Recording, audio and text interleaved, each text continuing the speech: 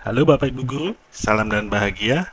Bertemu lagi dengan saya, Rio Yonatan, dalam pembahasan soal-soal UPPPG, jurusan pendidikan luar biasa atau guru SLB, yang mana saat ini kita sudah sampai ke tahapan yang terakhir, yaitu pada modul 6, KB-nya yang pertama. Baik, langsung saja kita buka soalnya. Untuk nomor satu, apakah yang dimaksud dengan autisme? Bapak Ibu, kalau untuk autisme pengertiannya kita baiknya untuk menghafal. Jadi mulai dari pengertian tunanetra, tunarungu, tunagrahita, tunadaksa sampai ke autisme, ada baiknya kita menghafal atau mengingat pengertian dari autisme. Kenapa? Karena biasanya ada saja yang keluar dari soal-soal ini. Nah, itu jawabannya adalah gangguan perkembangan yang menyebabkan gangguan pada bidang perilaku. Jadi kuncinya dia gangguan pada bidang perilaku, sosial, yang tanda-tandanya sudah terlihat sejak masa usia dini. Itu nomor satu. Nomor dua, kapan terjadinya autism atau autisme? Nah, di sini ada beberapa opsi jawaban yang bisa kita lihat sebagai opsi jawaban yang tidak sesuai. Yang pertama, saat gurunya marah-marah, sebelum anak berusia 3 tahun, saat anak mulai usia sekolah, ketika anak permintaan tidak terpenuhi. Ini sebetulnya pengajuannya tidak terlalu baik. Jadi yang paling untuk soal yang seperti ini langsung kita ketemu jawabannya ada di C, yaitu sejak masa pertumbuhan dan perkembangan. Opsi jawaban A, B, D, dan E itu sebagai pengecoh yang buat saya pribadi tidak terlalu bagus untuk ini, dan itu menguntungkan buat kita. Baik, nomor 3, mengapa peserta didik autis membutuhkan pendekatan pengajaran yang ramah? Nah, ini Bapak Ibu, kata kuncinya ada di karena pendekatan pengajaran yang ramah, autis tentu sudah disesuaikan dengan karakteristik, kelebihan, dan kekurangan yang dimiliki oleh peserta didik. Jadi itu alasannya kenapa membutuhkan pendekatan pengajaran yang ramah. Lanjut nomor 4. Mengapa identifikasi dan asesmen perlu dipelajari oleh guru? Yang A, sebagai tugas dan kewajiban dalam modul, tidak ada hubungannya. Karena identifikasi dan asesmen sering digunakan secara bersamaan. Identifikasi dan asesmen iya betul dilakukan secara bersamaan, tapi bukan itu alasannya kenapa perlu dipelajari. Yang D, karena identifikasi dan asesmen adalah dua hal yang sering sejalan. Itu sama juga dengan jawaban opsi B tadi. Yang E, supaya mahasiswa menjadi pintar. Tidak serta-merta ketika kita mengatakan bahwasanya asesmen identifikasi belajar itu supaya mahasiswa menjadi pintar, bukan itu maksud yang diinginkan. Tapi lebih kepada yang C, yaitu karena merupakan keterampilan yang harus dimiliki oleh guru sebagai dasar untuk membuat program pembelajaran. Jadi dasar dalam membuat pembelajaran itu kata kuncinya adalah asesmen dan identifikasi. Baik, lanjut nomor 5.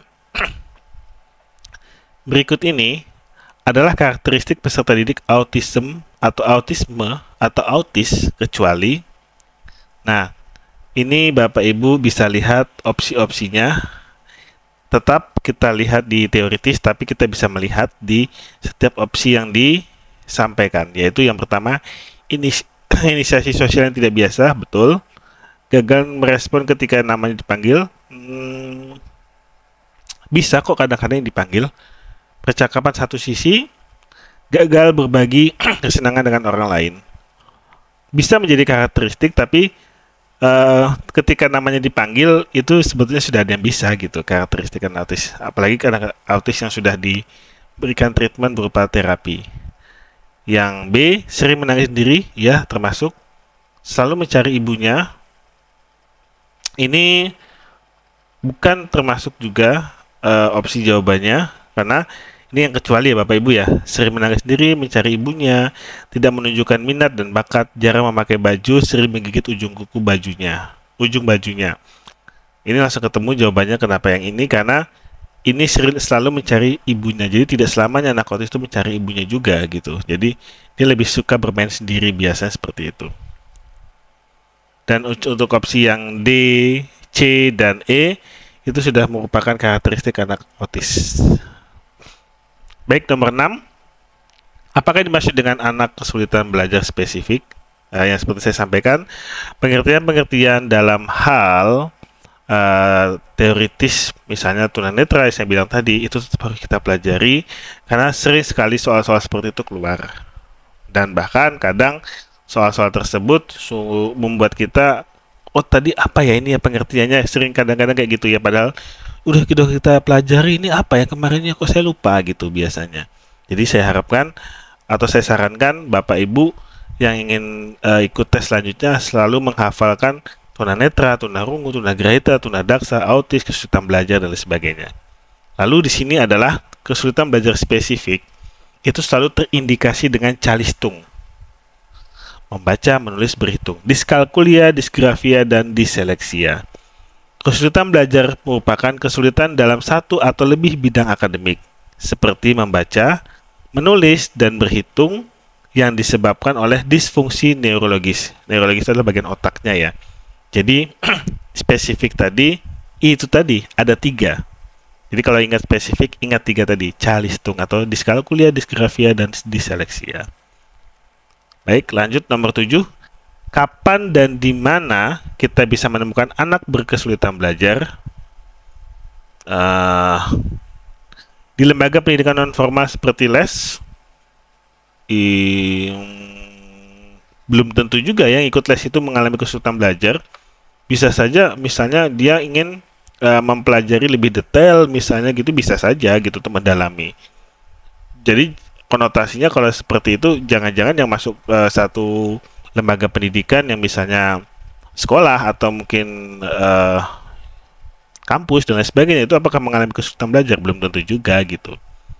Yang B, di sekolah umum, saat anak mulai berhadapan langsung dengan belajar membaca, menulis, dan berhitung. Nah ingat, kata kuncinya ada belajar dengan membaca, menulis, dan berhitung itu adalah kesulitan belajar. Jadi jawabannya adalah B. Baik, kita lanjut ke nomor 8. Mengapa anak berkesulitan belajar cenderung memiliki nilai akademik yang rendah? Karena mereka malas belajar? No. Karena belajar bagi mereka merupakan sebuah penyiksaan? Bukan. Karena soal dalam mata pelajaran yang mereka kerjakan sulit? Tidak juga. Karena guru kurang paham terhadap keadaan yang mereka alami. Ini pengecohnya bagus nih. Dan yang E, karena keadaan internal individu yang menyebabkan kesulitan belajar untuk belajar ditambah dengan kurangnya modifikasi pembelajaran yang disesuaikan dengan kebutuhan mereka. Ini yang lebih tepat. Kadangkala kita guru tidak terlalu tidak terlalu berminat untuk memodifikasi pembelajaran kita. Baik, lanjut nomor yang ke-9. Manakah yang paling tepat dalam menggambarkan karakteristik anak berkesulitan belajar? Nah, kenapa jawabannya langsung ke D? Karena mereka itu biasanya kesulitan dalam penyesuaian diri, kesulitan dalam memusatkan perhatian, dan gangguan koordinasi. Itu yang disebut dengan kesulitan belajar tadi. Nah, ini Bapak Ibu bisa juga cek di teoritisnya, banyak sekali keluar materi-materi seperti ini yang membuat kita tambah pengetahuan baru tentang anak berkesulitan belajar dan Bapak Ibu bisa menambah pengetahuan Bapak Ibu juga. Itu untuk yang nomor 9. Lalu nomor 10, bagaimana dampak kesulitan belajar yang dimiliki oleh anak terhadap proses pendidikannya? Langsung saja ke jawaban E. Anak berkesulitan belajar membutuhkan perhatian khusus terutama dalam modifikasi pelajaran yang berhubungan dengan membaca, menulis, dan berhitung. Konsepnya adalah 3 itu Bapak Ibu. Lalu bagaimana dengan konsep jawaban C? Jawaban C kan juga ada tuh. Dan A juga ada tuh tentang baca, menulis, berhitung. Nah, di sini kita coba untuk identifikasi yang A ya. Anak akan mengalami kesulitan yang permanen terutama dalam kaitannya dengan pembelajaran membaca, menulis, dan berhitung. Dia spesifik saja gitu salah satunya. Tapi bukan berarti kaitannya ini tidak ada hubungannya, tapi ini harus ada hubungannya dengan pembelajaran membaca, menulis, dan berhitung. Sementara di A itu tidak dijelaskan. Lalu yang C, peserta didik berkesulitan belajar perlu dites terus-menerus, dan ini juga tidak tepat. Karena kalau dites terus-menerus tapi tidak ada modifikasi pembelajaran, hasilnya juga akan 0 begitu. Baik Bapak Ibu, mungkin begitu pembahasan soal di modul 6 profesional KB-nya yang pertama. Semoga video ini bermanfaat bagi Bapak Ibu semua. Salam hormat bagi Bapak Ibu guru. Aku, kamu, kita setara. Terima kasih.